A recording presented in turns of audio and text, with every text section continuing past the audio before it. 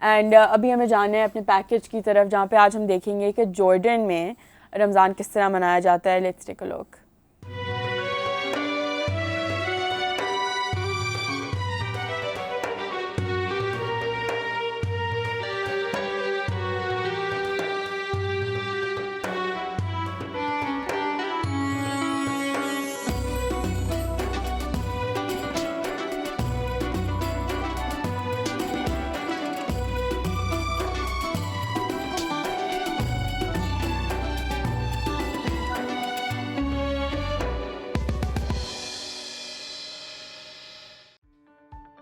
بحیرہ احمر کے نظارے کے ساتھ، فلسطین، شام اور عراق کے ساتھ مشترکہ سرحدوں کے ساتھ اردن واقع ہے، جسے سرکاری طور پر اردن کی ہاشمی کنگڈم کہا جاتا ہے.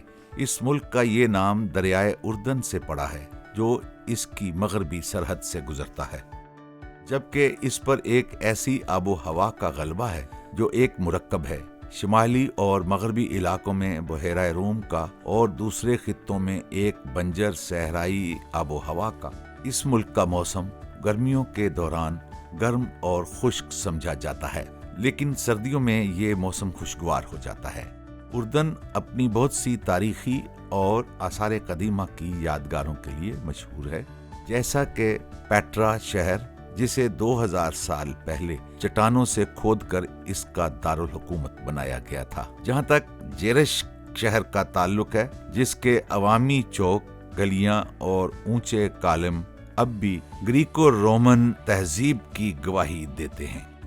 ہر سال جیرش میں ثقافتی میلہ لگایا جاتا ہے. بحیرہ مردار یعنی ڈیڈ سی ملک کی سب سے اہم قدرتی یادگاروں میں سے ایک ہے، کیونکہ یہ دنیا کا سب سے زیادہ نشیبی مقام ہے. اس کے گرم موسم اور کیمیائی ساخت کے علاوہ یہ معدنیات سے مالا مال ہے. میگنیشیم، نمکیات، سوڈیم اور پوٹاشیم سے بھرپور ہے اور ملک کی مشہور سیاحت میں حصہ ڈالتا ہے.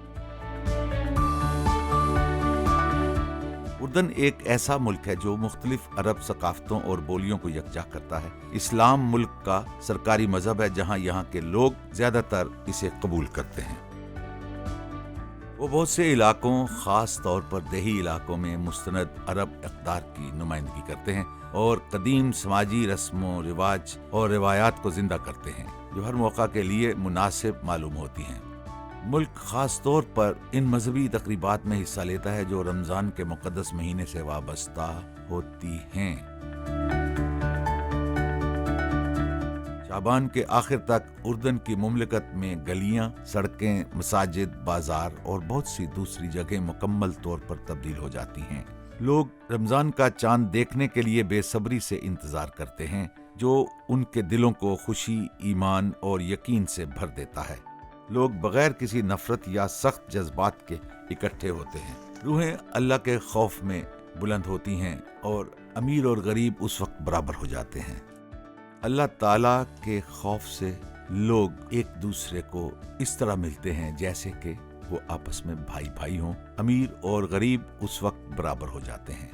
یہ رمضان کی برکات میں سے ہے.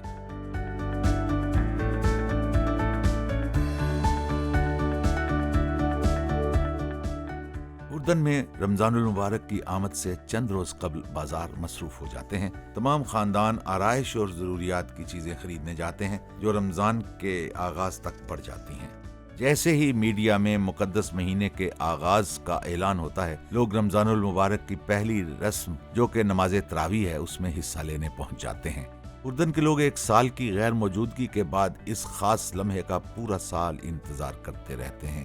مرد اور عورت دونوں نماز تراویح پڑھنے کے لیے قریبی مساجد میں جاتے ہیں. ماہ مقدس کے دنوں میں روزہ رکھنے کا ارادہ کرتے ہیں. اللہ سے دعا ہے کہ وہ ان کو بخشش اور اچھا اجر عطا فرمائے، کیونکہ وہ عبادت کے احکامات کو بجا لاتے ہیں.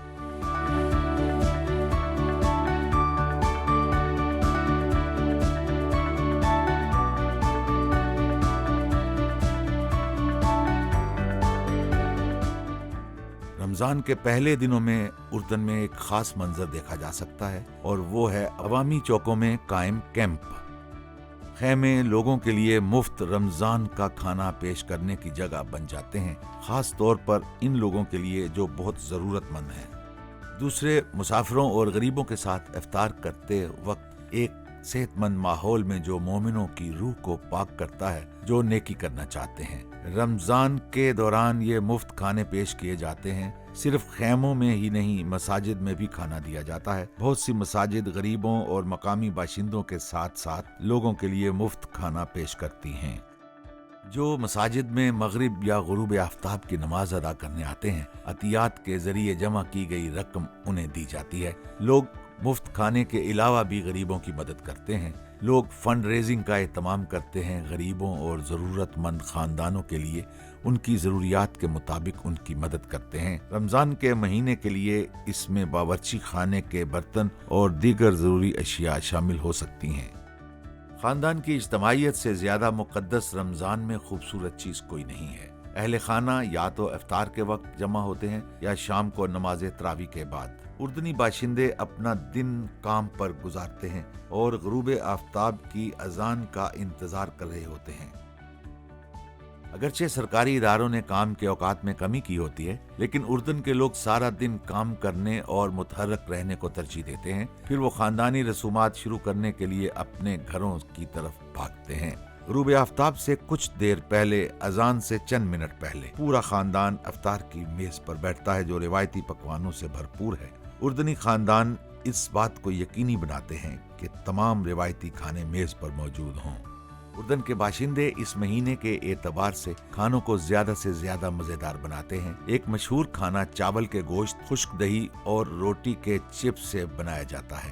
یہ ایک پلیٹر کی طرح ایک ساتھ ترتیب دیا جاتا ہے۔ ایک خاص طرح کا گھی ہے جو اس کے اوپر ڈالا جاتا ہے۔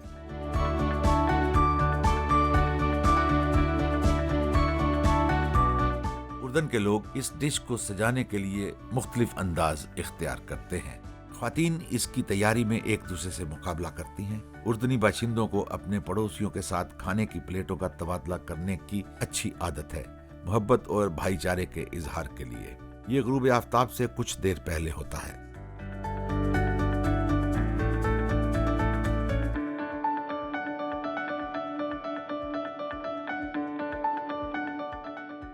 وہ نمازوں کے بعد اللہ سے ان عبادات کو قبول کرنے کی دعا کرتے ہیں۔ اردنی اپنا کھانا سوپ کے ساتھ شروع کرتے ہیں، اور جس میں سب سے زیادہ پسندیدہ سبزیوں کا سوپ ہے اور دال کا سوپ۔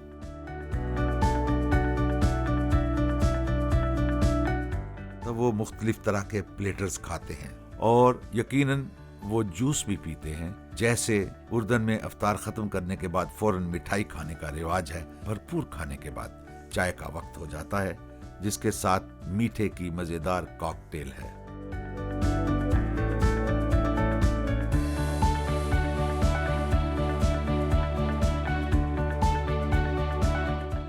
اس کے بعد مردوں اور عورتوں کا مسجد میں حاضری کا وقت ہو جاتا ہے۔ رات کی نماز اور تراویح ادا کی جاتی ہے۔ اس وقت تک لوگ اللہ تعالیٰ کی اطاعت کے لیے دن بھر جو کچھ کرتے ہیں اس سے مطمئن ہوتے ہیں۔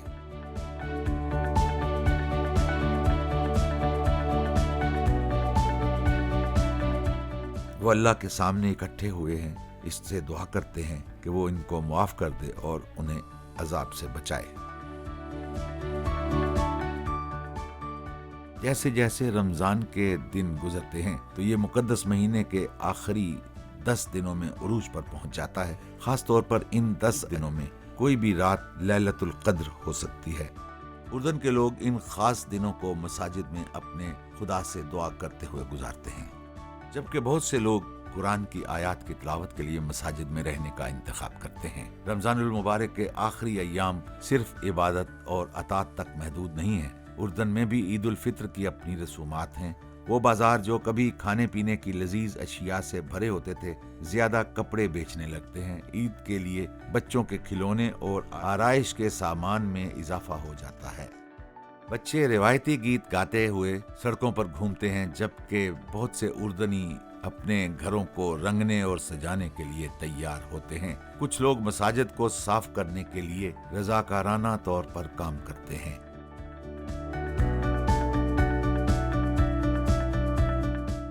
اردن کے باشندے رمضان کی آخری رات ایک ساتھ ایک گرم اور خوشگوار ماحول میں گزارتے ہیں. مرد آپس میں گپ شپ کرتے ہیں اور اپنے رشتہ داروں سے ملاقات کرتے ہیں، جبکہ خواتین کوکیز اور کیک جیسی مٹھائیاں بنانے میں مصروف ہوتی ہیں. جشن کی آوازوں سے بیدار ہونے اور اپنے رشتہ داروں سے ملنے کے لیے جانے کے لیے، پھر پارکوں اور کھیل کے میدانوں میں جانے کے لیے بچے جلدی سو جانے کی کوشش کرتے ہیں.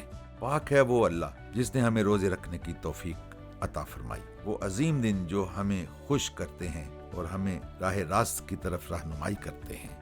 خدا کا شکر ہے، اس کا فضل ہے. ہمارا آج کا رمضان المبارک کا پروگرام یہیں اختتام کو پہنچتا ہے. ہم اگلے پروگرام میں ایک بار پھر ملیں گے کسی نئی اسلامی ثقافت کے ساتھ.